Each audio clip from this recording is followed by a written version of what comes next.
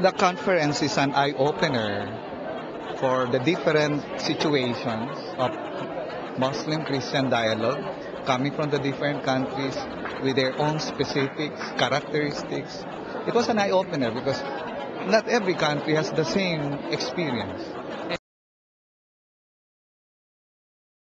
Generally speaking, the Filipinos can peacefully live together, whether they are Muslim, the indigenous peoples, or Christians, Catholics. Generally, they can live together peacefully. It's only when certain groups which use armed struggle where confusions take place. The problem, therefore, would be not to immediately identify them as Muslim or Christian, because a good number of times their issues are more political rather than religious, economics rather than religious. So it's really very hard to pinpoint. In the Philippines, their most let's say contribution of the Catholic universities was precisely in enhancing the initiatives undertaken by the different local groups when it comes to Muslim-Christian dialogue. So with the curriculum, with the other extra co-curricular activities, they help them develop skills in dialogue.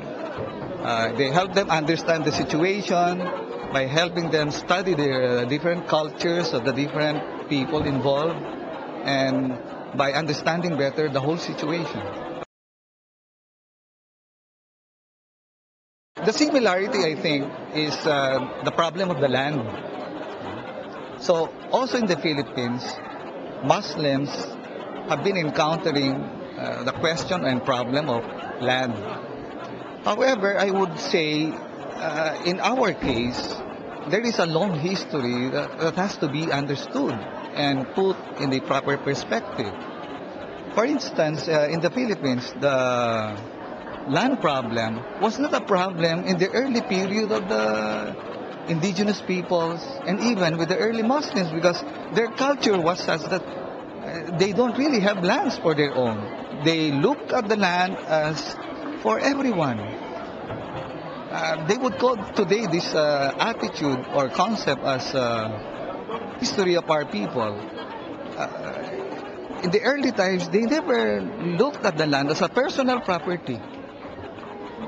They would look at it as a communal property. Hence, they would call it ancestral lands or ancestral domain. Now, it is only with the colonization and the incoming of democratic institutions where land titling started. So, can you imagine from a culture of no land, personal land, but of the community to a very specific personal land with a title? Can you imagine the transformation in the culture? And definitely, I cannot say, I cannot blame the Christians for owning more lands, because during that time they took, so to say, the advantage, because they were advised, they were to go to the lands in Mindanao, so they took that advantage. Now, I cannot also blame the Muslims and indigenous peoples, because in their mind, the land and the title is not in their concept. Sure. So the government, at least today, has recognized this problem and is allocating portions of the land they call ancestral domains for indigenous peoples. I expect in this conference, at least, for us to understand better the different situations of conflicts between Muslim and Christians.